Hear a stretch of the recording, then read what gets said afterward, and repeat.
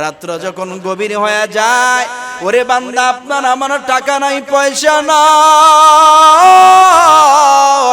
আপনার আমার বাড়ি নাই, গাড়ি নাই, কিছুই নাই। আপনি আমি গুনাহ করেছি, অন্যায় করেছি, পাপ করেছি। ওই রাতের গভীরে ওই সময় ঘুম থেকে উঠিয়া আল্লাহর কাছে সিজদায় পড়ে ডাক দিয়া বলে, হে মালিক, আয় আল্লাহ, জীবনে কত গুনাহ করলাম, পাপ করলাম, আমার মতো গুনাহগার এই দুনিয়াতে কেউ নাই। আয় আল্লাহ, আমার মতো নাফরমান এই দুনিয়াতে কেউ নাই, আমার মতো পাপিষ্ঠ এই দুনিয়াতে কেউ নাই। আয় আল্লাহ, তুমি আমারে মাফ করে দাও।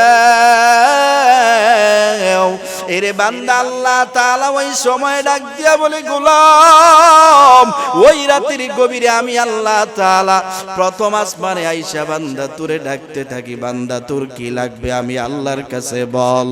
ওরে বান্দা তোর টাকা নাই, পয়সা নাই, বাড়ি নাই, গাড়ি নাই, আমি আল্লাহর কাছে চা।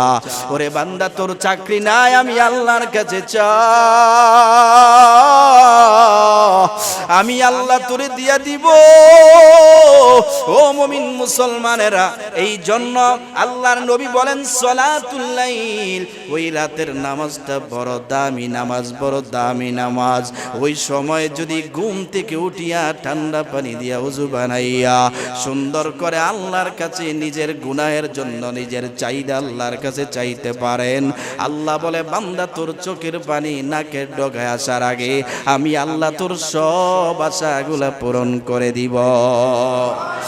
অতি গভীর হয় রজনী যখন, নীরবে প্রভুর নাম জপিও তখন।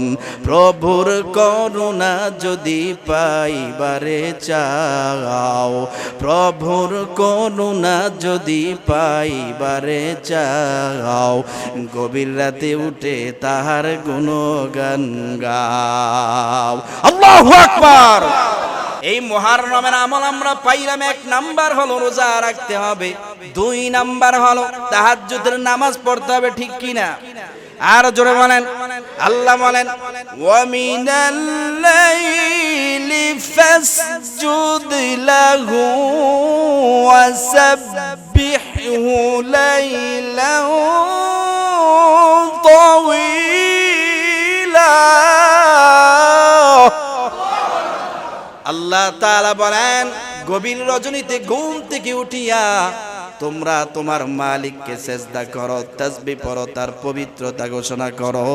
আল্লাহ বলে, তোমাদের সম্মান আমি আল্লাহ তাআলা এমন জায়গায় পৌঁছে দিব বান্দা যা কোনোদিন কল্পনাও করতে পারে না। সুবহানাল্লাহ। এই জন্য এই মাসে কি করতে হবে? রোজা রাখতে হবে। 1 নাম্বার আমল আমরা পাইলাম রোজা রাখা। 2 নাম্বার হলো আমাদের কাজ হচ্ছে তাহাজ্জুদ পড়া, ঠিক কিনা? আপনার টাকা নাই, পয়সা নাই, বাড়ি নাই, গাড়ি নাই, কিছুই নাই, আপনি বিপদে আছেন, মুসিবতে আছেন, ইখলাস নিয়ে একনিষ্ঠতার সাথে আপনি তাহাজ্জুদের নামাজ লাগাতার পড়তে থাকেন, দেখবেন আল্লাহ তাআলা আপনাকে এত পরিমাণ আপনার যা চাওয়া ছিল তার চেয়ে বেশি দান করবেন। এই জন্য আমার ভাইয়েরা, মুহররম মাসের 2 নম্বর আমল হলো মুহররমের 10 তারিখ, অতএব আশুরার দিন রোজা রাখা। আল্লাহর রাসূল সাল্লাল্লাহু আলাইহি ওয়াসাল্লাম জানায় দেয়, তিরমিজি শরীফের 752 নম্বর হাদিস। রে মুমিন মুসলমান ইমানদার, আনাবি কতাদা থেকে হাদিস বর্ণিত, তিনি বলেন আল্লাহর রাসূল সাল্লাল্লাহু আলাইহি ওয়াসাল্লাম জানায় দেয়, সিয়ামু ইয়াউমি আশুরা ইন্নী আহতাসিবু আলাল্লাহি আন ইউকাফিরা সানাতাল্লাতী ক্বাবলা। আল্লাহর রাসূল সাল্লাল্লাহু আলাইহি ওয়াসাল্লাম জানায়, এরে উম্মতেরা, দিলের কান লাগায় ভালো করে শুনে নাও।